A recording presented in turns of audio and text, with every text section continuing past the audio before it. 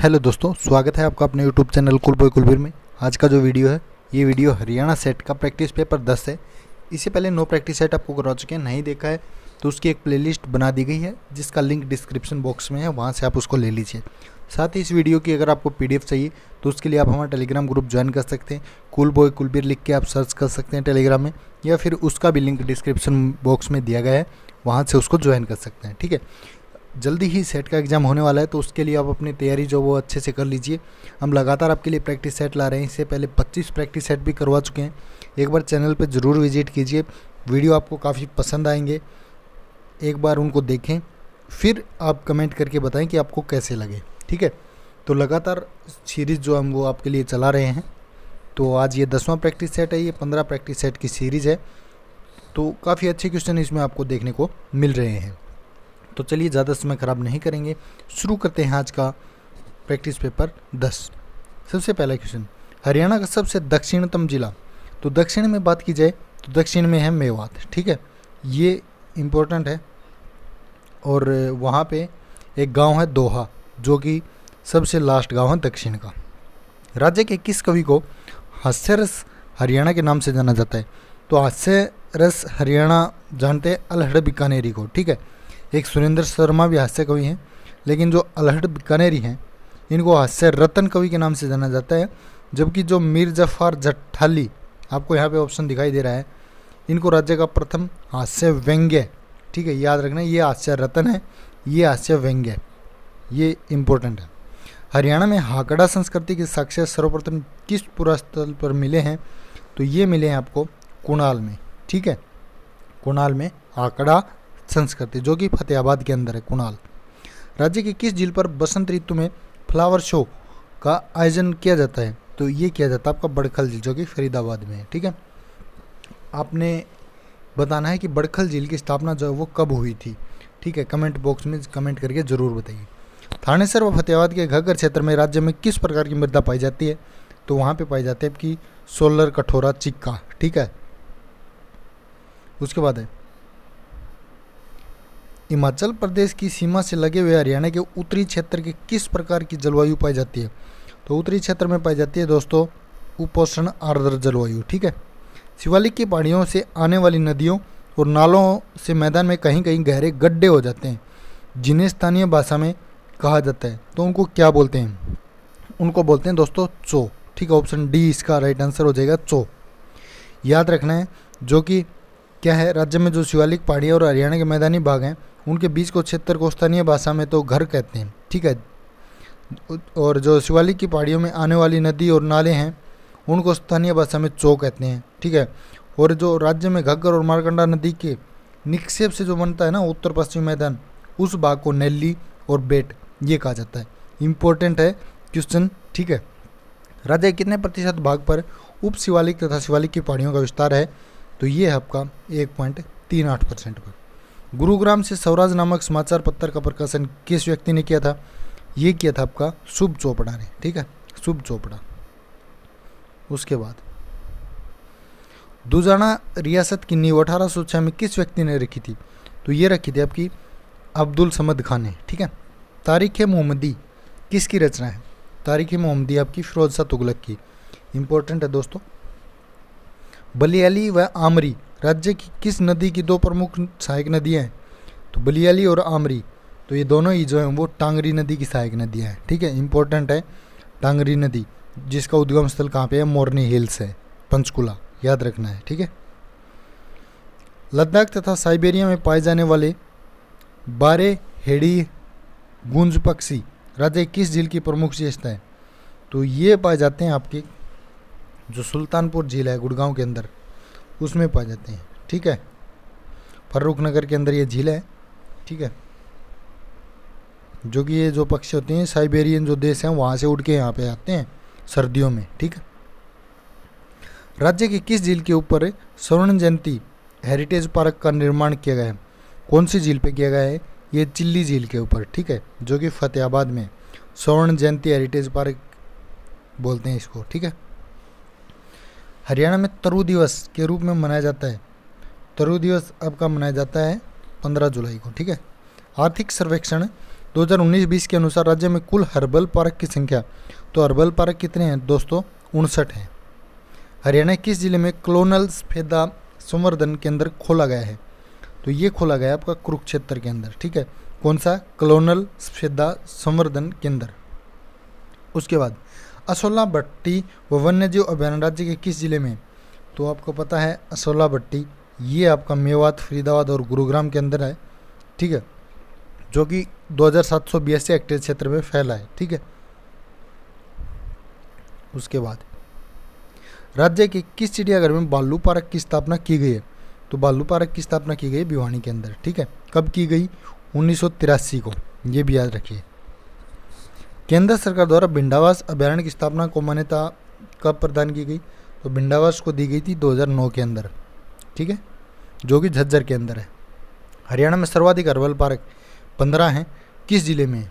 मतलब 15 हैं इस जिले में, तो ये जिला है आपका कौन सा? रेवाड़ी। हरियाणा किसान आयोग के प्रथम अध्यक्ष थे, कौन थे? RS पदौरा। कौशल्या बांध की ऊंचाई कितनी है? कौशल्या बांध की ऊंचाई है 34 मीटर, ठीक है। कितनी है? 34 मीटर। कौन सी नदी पे है कौशल्या बांध है? ये भी पूछ सकते हैं, तो ये है घग्गर नदी पे, याद रखिए, पंचकुला के अंदर है ये, ठीक है। उसके बाद राज्य के निर्माण कार्य में प्रयुक्त उच्च कोटि की रेत मानी जाती है, कौन सी रेत को मानते हैं? जो दादूपुर रेत है इसको मानते हैं। ईंट भट्ठा उद्योग के लिए राज्य का प्रसिद्ध जिला कौन सा है? तो ये आपका झज्जर। उसके बाद मैथ के क्वेश्चन है, मैथ और रीजनिंग के क्वेश्चन हम बाद में करवाएंगे क्योंकि वीडियो काफ़ी लंबा हो जाता है। इससे पहले वाले जो वीडियो है उनमें हमने मैथ भी सॉल्व करवा रखा है, आप देखना चाहें तो उनको देख सकते हैं। उसके बाद है क्वेश्चन नंबर है आपका 36, क्या कहते हैं? पार्षदों के निर्णय को लागू करते हैं, कौन करता है पार्षदों के निर्णय को? आयुक्त और जो प्रशासनिक कर्मचारी है ये है। राज्य की प्रकृति क्या है? तो राज्य की प्रकृति आपकी अमूर्त। निम्नलिखित में से कौन भूगर्भ की जानकारी का प्रत्यक्ष साधन है? भूगर्भ की जानकारी ये दी जाती है ज्वालामुखी में। P व S तरंगों के छाया क्षेत्र का अधिक केंद्र से विस्तार है, कितना है? ये है 105 से 145 डिग्री तक। निम्नलिखित में से कौन सी सेल आग्नेय सेल हैं?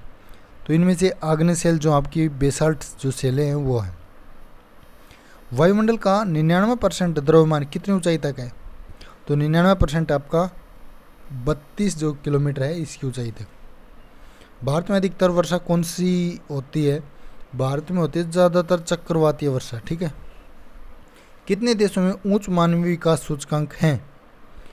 तो ये हैं 57 देशों में, ठीक है। उसके बाद निम्नलिखित में से किस देश का लिंग अनुपात विश्व में सर्वाधिक है? तो सर्वाधिक की बात की जाए तो जो ये है आपका लेटविया का, ठीक है। भारत के कुल भौगोलिक क्षेत्र में बंजर भूमि का प्रतिशत कितना है? तो बंजर का है आपका 15.9%। विश्व व्यापार में भारत की भागीदारी कितनी है? ये आपकी 2.1% मात्र। भारत में सर्वाधिक सड़क गंतव्य किस राज्य में? सड़क गंतव्य तो सबसे ज़्यादा है केरल के अंदर। किस नगर को भारत की इलेक्ट्रॉनिक राजधानी कहते हैं? तो इलेक्ट्रॉनिक आपको पता है बेंगलोर को बोलते हैं, ठीक है। भारत ने क्योटो जो प्रोटोकॉल है इस पर कब हस्ताक्षर किए? ये किए थे आपके 1999 के अंदर।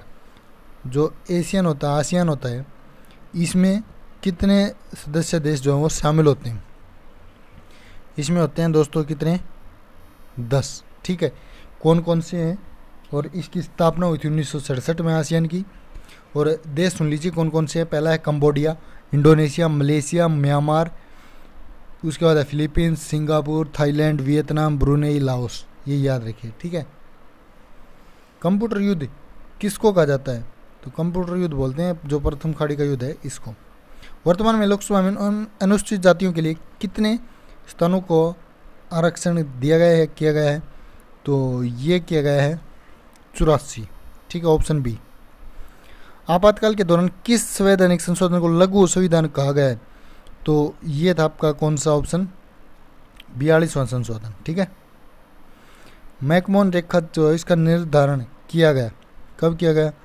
1914 में, ठीक है। उसके बाद है वयस्क मताधिकार का प्रयोग करने वाला दुनिया का प्रथम देश कौन सा है? न्यूजीलैंड। ठीक है, 1893 में ही इन्होंने वयस्क मताधिकार जो वो उस रूप से चुनाव करने शुरू कर दिए थे। राज्यसभा की बैठकों की अध्यक्षता कौन करता है?